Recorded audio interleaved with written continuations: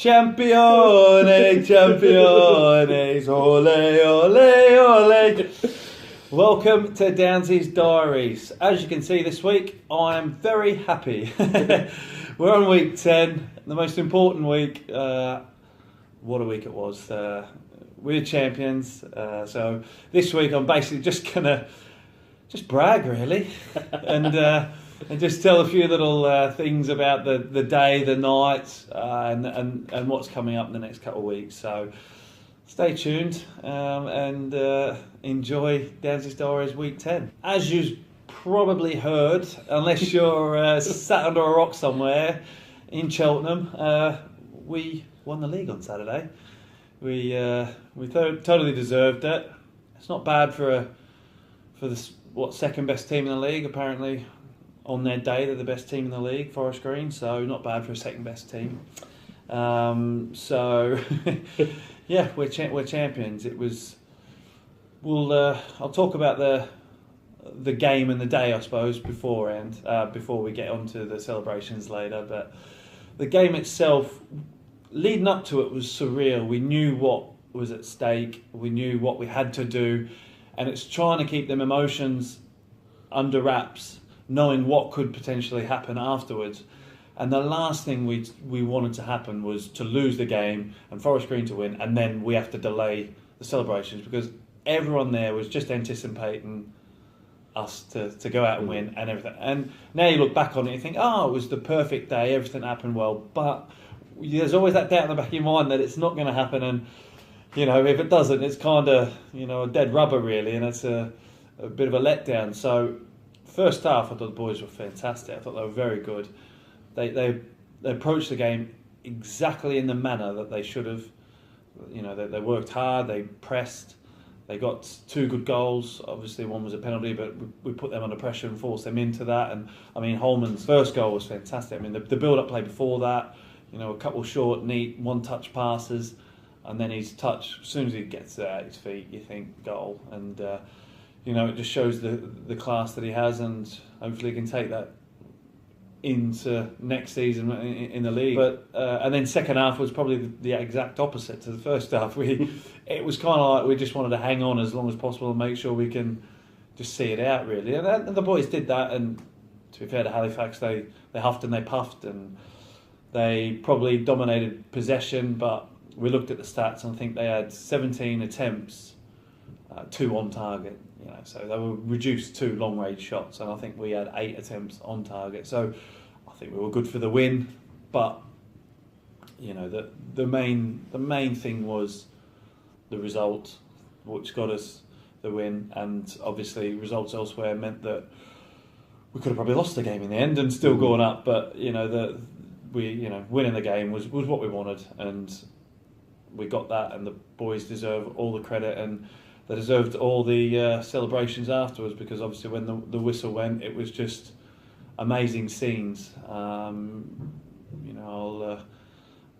You'll see some of the footage that's come out, and I've got 1 or 2 personal footages as well, which you might see.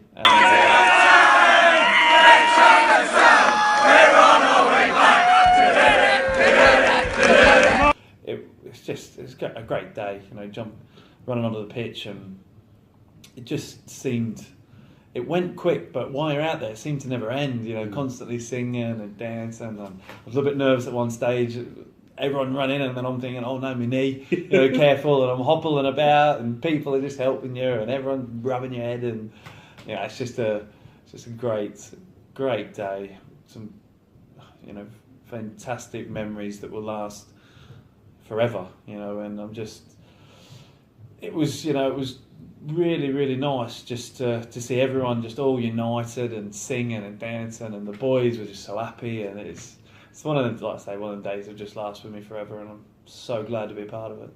Was it better that Forest Green didn't win? Because I know you'd have celebrated anyway, but having it completely done, sealed, end of argument, must have made it a bit sweeter. Yes, definitely. To get that big C that we were talking about last week next to your name, that was massive. And to know that, barring an absolute miracle, you know, we would won the league, but we were guaranteed then, and it did make it better. You know, it did make it sweeter, and you know, we kind of didn't realise for a while, because we ran onto the pitch knowing that a win would have got us pretty much promoted anyway. So, and then I think it was about 10 minutes into the celebration, I seen Stoles and went, they lost. They lost 2-1, and he you know, his face lit up again, and you know, obviously because it was such a late goal, the news didn't come through till we were celebrating. So it was just, it was great, and to know that it was definite, it made it better. I think it did make it better, and you know, I'm just ecstatic that that it's done now, and the emotions that go through is, like I say, I spoke to afterwards. It was relief that you get, that relief. Oh yes, it's done. But the just, you know, euphoria as well is just amazing, and the release, you can then just let all emotions that you're trying to keep bottled up, so the, you know, so some players don't feel nervous, and you're trying to keep it intact, like, oh, it's all right, you know, if it happens, it happens, you know, we'll be all right. But deep down, you're like, look, a kid, and you know, just waiting until, and then when you're able to release that energy, and just, you know, it's brilliant. It was what I say, memories that will last forever. And then off the pitch and into the dressing room, you had a bit of a celebration in there straight away. Yeah, it took us sort of 15 minutes, I suppose, to get off the pitch and through the crowd, and you know, but that was one of the best parts of it, celebrating with everyone and everyone together. And then when we get into the change room, it's kind of that, there was that 5-minute unique team changing room celebration, and I think they're still cleaning the roof now. It was just covered in champagne, and we only had a few bottles, but I ended up covered in it. And you the stank gaffer, of it when you spoke to us. absolutely stunk of champagne. But as I said, there's worse smells to think of, isn't it? So, but no, that it was brilliant. And then so the gaffer, I don't know, we were all celebrating and everything, and we thought all the champagne bottles were gone, and then all of a sudden, a few minutes later, the gaffer comes in and goes, we've got one more, and starts spraying it again, and it's everywhere. And I was stood pretty much right in front of him, and the first lot just went straight in my face, and it covered in it, and couldn't see for a minute. And it's just brilliant. And you know, you've seen some photos that have come out. I think the back of the Echo had the big one where we're in the change room with banners up and that. So it's, you know, it was a really good couple of minutes there, and then obviously we went up into the director's box and able to walk down, and it was, you know, it was just amazing scenes. Everyone stayed, no one had gone. You still see the 5,000 people all spread out around, and it's just, you know, the scenes were amazing. You just didn't want it to end. You just wanted to keep going. And amongst, you know, for me personally, it was quite touching. Amongst all that celebrations, I took 5 minutes to go see the missus, and we had a little cuddle, and, you know, a little bit of emotion. So, and I think every player must have done that at some stage with their family, and it just goes to show how much it means. You know, you get you get choked up now. You get choked up because it's a whole season of sacrifice that comes to a pinnacle, and to actually achieve a goal that you've set out all season to achieve.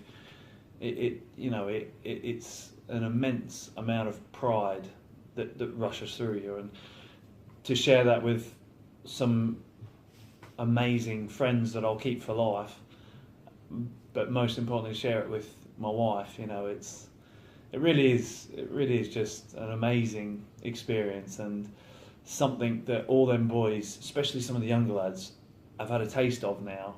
It can only stand them in good stead for the rest of their career. And you know, we've seen what can happen when you get up ahead of steam as a club. You look at Bristol Rovers, you look at the Gaffers Yeovil a few years ago, you look at teams that have done it back-to-back, Stevenage, Crawley.